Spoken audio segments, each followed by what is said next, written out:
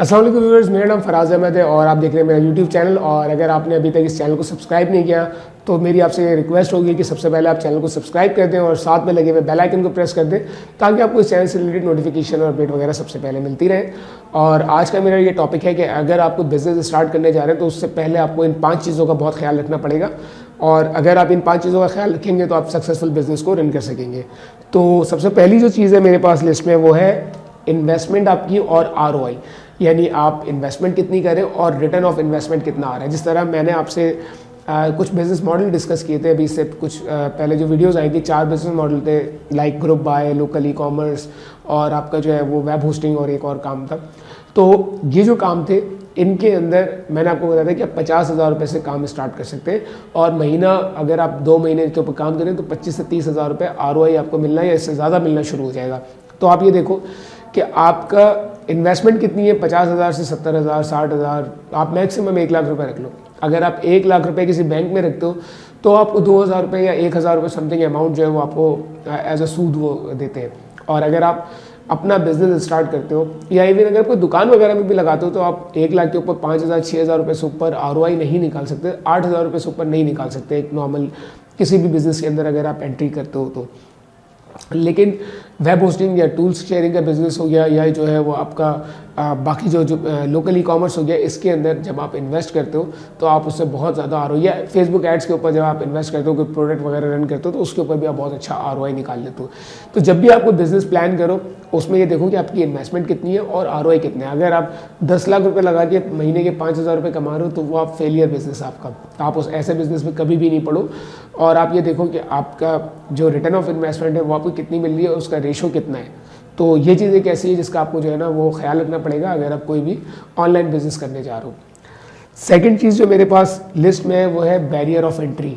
Like उस जो काम आप करने जा रहे हो उसमें एंट्री आसान है या मुश्किल है। लाइक उसमें अगर बहुत सारे जाइंट्स बैठे हुए तो आप ये प्लान करोगे कि आप किस तरह काम कर सकते हो। अगर आप कोई आपका USP है, यूनिक सेलिंग पॉइंट है, तब आप उसके साथ उस फील्ड के अंदर कूदोगे और आप जो है वो काम कर सकोगे। फॉर एग्जांपल जब वेब होस्टिंग के अंदर अगर आप बात करते हो तो वेब होस्टिंग में आप फ्री माइग्रेशन दे सकते हो, आप जो है वो इस तरह की चीज़ें दे सकते हो जो कि दूसरे प्रोवाइडर नहीं दे रहे हो या दूसरे प्रोवाइडर उसका चार्ज कर रहे हो। तो आप अपना बैरियर बनाते हो एंट्री के लिए। आप एंट्री देखिए, एक जगह कमरे में बहुत सारे लोग बैठे हुए, या एक मार्केट है उसमें बहुत सारी दुकानें, तो अब कस्टमर्स जिन लोगों के बने हुए आप उनको कस्टमर्स को अपने तोड़ना है, अपने पास लेकर के आना है। अपने पास लेने के लिए आपको कुछ वैल्यू एक्स्ट्रा देनी पड़ेगी और एंट्री का बैरियर देखना पड़ेगा कि पॉसिबल है या नहीं है। तो ये चीज़ें देख करके आप जो है ना वो किसी भी काम को स्टार्ट करो। लाइक अगर कोई काम ऐसा है कि जिसकी वैल्यू नहीं है, जिसके अंदर एंट्री बैरियर लाइक बहुत आसान है लेकिन उसकी वैल्यू नहीं है, तो आप ऐसे काम में नहीं जाओगे। एक काम है जिसके अंदर जो है वो वैल्यू है, कंपटीशन ज़्यादा है, तो उसमें आप देखोगे कि आप एंट्री किस तरह से करोगे। लेट से एक मार्केट की जिस तरह मैंने आपको मिसाल दी, तो अगर आप फ़र्ज़ करो आज एक मोबाइल मॉल है, आप उसके अंदर देखो मोबाइल बेचना मुश्किल होगा क्योंकि बहुत सारी दुकानें हैं। लेकिन अगर आप कोई एक ऐसी चीज़ बेचते हो जिसके लिए एक मॉल के अंदर कि आप रेडियो की दुकान लगा लेते हो तो वो तो बिकेगा ही नहीं। तो क्या होगा कि आपके लिए अगर एंट्री आसान भी है, लाइक सब लोग वो नहीं बेच रहे, आप वो बेच रहे हो, लेकिन उसकी कोई डिमांड ही नहीं है, तो वो चीज़ आप नहीं बेच सकोगे। तो एंट्री आपकी कितनी मुश्किल है, आप कैसे करोगे, इसको आपको प्लान करना है। और दूसरी चीज़ ये कि आप जो है उसको कंटिन्यू किस तरह से करोगे, उसको जो है वो स्केल किस तरह से करोगे। तो ये चीज़ें आपको इसके अंदर देखना पड़ेंगी। तीसरी चीज़ जो मेरे पास लिस्ट में मौजूद है वो एक्सपेंडेबिलिटी, कि क्या आप उस काम को एक्सपेंड कर सकते हो। लेट से जैसे मैंने आपको वेब होस्टिंग का काम बताया, वेब होस्टिंग के काम में क्या है कि अगर आप जो है वो शेयर्ड वेब होस्टिंग बेचते हो और आप पहले डोमेन आप बेचते हो, डोमेन के बाद आप वेब होस्टिंग बेचते हो, वेब होस्टिंग के बाद अगर वो क्लाइंट है उसकी वेबसाइट ज़रा हैवी हो रही है तो आप उसको VPS बेचोगे, फिर अगर उसकी वेबसाइट ज़्यादा हैवी है आप उसको डेडिकेटेड सर्वर बेचोगे, फिर आप उसको, क्योंकि क्लाइंट को नहीं पता है कि वो सर्वर मैनेज कैसे होगा, तो आप उसको सपोर्ट बेचोगे, फिर आप उसको लाइसेंसेज बेचोगे, cPanel का लाइसेंस हो गया, लाइट स्पीड का लाइसेंस हो गया। इस तरह की आप बहुत सारी चीज़ें जो है ना वो अपने कस्टमर को बेचोगे। तो एक्सपेंडेबिलिटी कितनी है आपके काम में, ये आपको देखना पड़ेगा कि आप कितना एक्सपेंड कर सकते हो। अब अगर आप एक चीज़ से दूसरी चीज़ पे जा रहे हो, दूसरी से तीसरी, अगर आप SSL सर्टिफिकेट बेचना शुरू कर देते हो, अगर आप क्लाउड होस्टिंग बेचना शुरू कर सकते हो, आप ईमेल सोल्यूशन देना शुरू कर सकते हो, तो आप इस काम को कितना एक्सपेंड कर सकते हो। लाइक मैंने आपको ग्रुप बाय वाले जो टूल शेयरिंग का बिजनेस है वो बताया। टूल शेयरिंग है SEO की एक फील्ड है जिसके अंदर आप SEO के टूल्स जो है वो सेल आउट कर सकते हो। इसके बाद आपके पास स्पाइंग एड्स जो होते हैं उनकी एक पूरी फील्ड है, वो आप अगर आप जानते हो तो आप उसके अंदर जंप कर सकते हो। तो आप लाइक एसईओ टूल्स, फिर उसके बाद एड स्पाइंग के टूल्स, फिर उसके बाद ई कॉमर्स के टूल्स आजकल बहुत ज़्यादा चल रहे हैं, तो आप पूरा ई कॉमर्स के प्लेटफॉर्म को आप अपने पास लेकर के आ सकते हो। तो लाइक 3 प्लेटफॉर्म आप इसके अंदर कर सकते हो, और इसके अलावा लाइक फोरम से हो गए, इनकी सब्सक्रिप्शन जाती हैं, तो ये चीज़ें आप इसके अंदर है। तो ये कि आप एक्सपेंड कितना कर सकते हो काम को। अगर आप कोई चीज़ ऐसी बेच रहे हो जो एक चीज़ है, लाइक एक बुक है, तो आपने एक बुक बेचना शुरू की है, अब वो एक बुक है, आप उसको 2 बुक 3 बुक मतलब उसको एक्सपेंड नहीं कर सकते ऐसे, क्योंकि वो प्रोडक्ट आपकी है। आप उसको आप या तो फिर दूसरी बुक लिखोगे, फिर आप उसके लिए नया पेज बनाओगे, नया सब कुछ करोगे, तो आप एक वेबसाइट पे रहते हुए, एक प्लेटफॉर्म पे रहते हुए कितना एक्सपेंड कर सकते हो अपनी सर्विस को। अगर आपका कोई क्लाइंट आपके पास आ गया है, उसने आपसे डोमेन बाय किया, तो अब आप उसको होस्टिंग भी बेचोगे, अब आप उसको ईमेल सोल्यूशन भी बेचोगे, अब आप उसको जो है वो एसएसएल सर्टिफिकेट भी बेचोगे, अब आप उसको और चीज़ें जितनी हैं वो भी बेचोगे। अगर आपके पास जो है वो कोई कस्टमर आया है एसईओ टूल्स के अंदर, तो आप उसको बोलोगे यार ये मार्केटर्स का फोरम है, आप इसको मिस करो, आप ये बाय करो। तो इस तरह की चीज़ें जिसके अंदर एक्सपेंडेबिलिटी हो, आप उसके अंदर जाओगे। इस चीज़ का ख्याल रखो कि अगर उसमें एक्सपेंडेबिलिटी नहीं है तो फिर उसमें जंप करना जो है वो थोड़ा सा ख़तरनाक है। इसके बाद मेरे पास एक और चीज़ है, प्रोसेस की लेंथ। प्रोसेस लेंथ अगर लंबी है तो फिर जो है ना वो बड़ा ख़तरनाक बिजनेस है। अब मैं आपको एक मिसाल दूँ, हम लोगों ने जो है वो वेब डिज़ाइनिंग का काम किया। अब वेब डिज़ाइनिंग का काम हम थोड़ा सा बड़े लेवल पे कर रहे थे, हम जस्ट वर्डप्रेस नहीं करते थे, हम कस्टम डिज़ाइन के ऊपर काम करते थे। क्लाइंट्स हमारे बाहर के थे, लेकिन अनफॉर्चुनेटली, और ज़्यादातर ऐसा होता है, क्लाइंट जो थे उनको नहीं पता होता तो उनको क्या चाहिए। हम पहले उनको पूरा एक प्रोसेस होता था हमारा, पहले हम उनकी रिक्वायरमेंट समझते थे। रिक्वायरमेंट समझने के बाद उनकी थीम को समझते थे कि क्या कलर थीम है, क्या यूआई होना चाहिए, क्या उसका जो है वो यूज़र एक्सपीरियंस होना चाहिए, क्या यूज़र, पूरी उनकी डिटेल लेते थे। उसके बाद फिर एक जो है वो एक हमारा जो मैनेजर लेवल का बंदा था वो और जो यूआई का बंदा था वो मिल करके बैठते थे, वो एक स्केच तैयार करते थे, उसकी वायर फ्रेमिंग होती थी, फिर वो हम कस्टमर को देते थे, उसको बताते थे कि इस तरह का कंटेंट आएगा, इस तरह से चीज़ें आएंगी, इस तरह से प्रोसेस चलेगा। ये पूरा प्रोसेस अप्रूव होने के बाद फिर वो हमारे पास डेवलपमेंट टीम के पास जाता था, डिज़ाइनिंग टीम के पास जाता था, डिज़ाइनिंग टीम पीएचडी डिज़ाइन करके देती थी, फिर डिज़ाइनिंग जो ग्राफिक डिज़ाइनिंग के बाद फिर वो वेब डिज़ाइन टीम के पास आता था, फिर वो पीएचडी टू एचटीएमएल कन्वर्जन होती थी, फिर वो अप्रूवल के लिए जाता था क्लाइंट के पास, फिर क्लाइंट के अप्रूवल के बाद हर स्टेप पर क्लाइंट की अप्रूवल होती थी, फिर क्लाइंट के अप्रूवल के बाद एक डेवलपमेंट टीम के पास आती थी चीज़ें, वो कोडिंग करते थे, फिर उसके बाद एक सिस्टम लाइव होता था। बहुत लेंदी प्रोसेस है ये।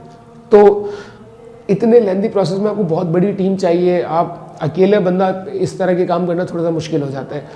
जबकि अगर आप बाकी जो बिजनेसेस हैं लाइक जो हमने डिस्कस किया, और मैं ये खाली वेब होस्टिंग या ये टूल शेयरिंग या ये लोकल ई कॉमर्स की बात नहीं कर रहा हूँ, मैं ये बात कर रहा हूँ कि कोई भी बिजनेस आप स्टार्ट करें तो आप इन चीज़ों को ज़रूर देखें, क्योंकि ये चीज़ें जो है डिपेंड करती है कि आपका काम फेल होता है या आपका काम सक्सीड होता है। तो ये आपको सक्सेस मिलती है, आप फेलियर होते हो, ये चीज़ें इन जो पैरामीटर्स हैं इनके ऊपर डिपेंड करती है। तो इन चीज़ों का आपको जो है वो अगर आप अपना काम स्टार्ट करो तो आप इसको जो है ना आपको उसको ज़रा जहन में रखना पड़ेगा। इसके बाद जो एक चीज़ है वो है डिमांड एंड सप्लाई।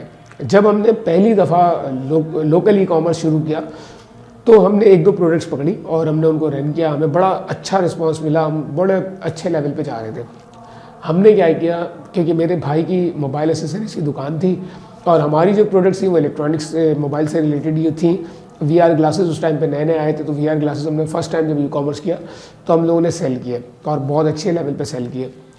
तो VR ग्लासेस के बाद हमने कहा मेरे भाई के पास जितना गैजेट्स वाला सामान, लाइक पावर बैंक्स हो गए, ड्रोन्स हो गए, उसके बाद जो है वो गैजेट्स जितने हो गए, ट्राईपॉड हो गए, कैमरा हो गए, इस तरह की चीज़ें जो उसके पास है वो क्यों ना मैं अपनी वेबसाइट पर डाल दूँ। मैंने वो सारी चीज़ें अपनी वेबसाइट पर डाल दी। डालने के बाद क्या हुआ, अब किसी ड्रोन का ऑर्डर आया, मैं अपने भाई के पास गया, उसने कहा यार मेरे पास तो बिक गया, अब नहीं है मेरे पास और मार्केट में कोई और रखता नहीं है, तो मुझे तो सदर से मंगवाना पड़ेगा, अब वो कैश पे आएगा। मैंने कहा ठीक है यार, अब मेरे पास तो ऑर्डर आया, तुम कैश पे मंगवाओ। मैंने उसको कैश पेमेंट की, वहाँ से उसने वो ड्रोन मंगवाया। ड्रोन मंगवा करके जब हमने सप्लाई किया तो वो हमें रिटर्न आ गया।